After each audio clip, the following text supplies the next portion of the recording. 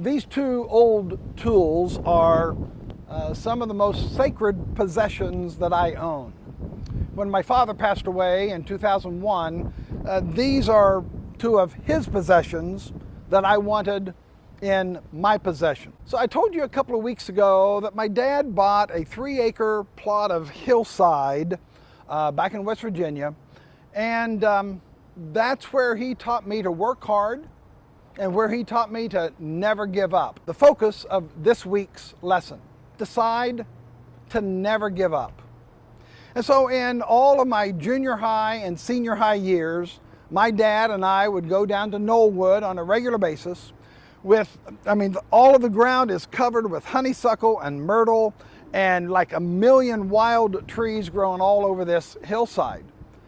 And we would just little by little dig out the myrtle and the honeysuckle and cut the trees off, cut the trees down. Well, two things you need to understand about my dad. Number one, my dad did not believe in power tools. So all the work that we did was done with hand power and manpower. Also, my dad did not believe in cutting a tree off and leaving the stump. We dug the trees out of the ground. And the way we do that is what we called grubbing out the trees. So you got to dig a moat all the way around the tree. You got to expose all of the roots. You got to cut off those roots, and then there are roots underneath those roots, and you got to get rid of those. You begin to find out that most trees, not all, but most trees have a taproot going straight down the middle, and you've got to expose that taproot and then lay your axe to that root and begin to chop away, digging out on a regular basis. You start to lean it over, cut that taproot, and you drop that tree.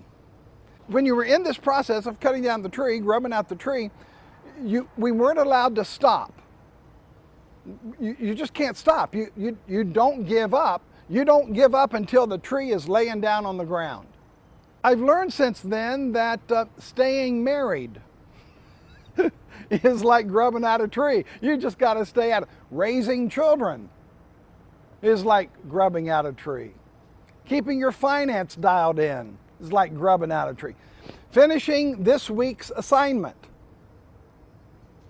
You can't give up. You just got to make this thing happen. It's like grubbing out a tree.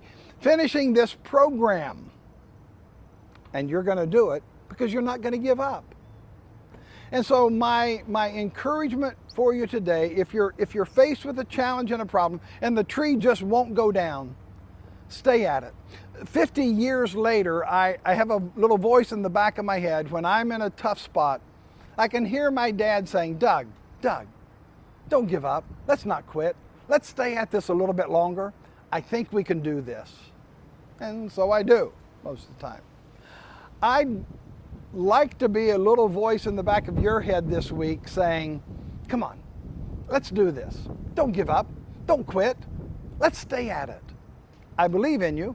I think we can do it. Come on now, let's go. So decision number 8 is to just never give up. Hang in there. You can do it. I believe in you. Let's stay at this and get the job done.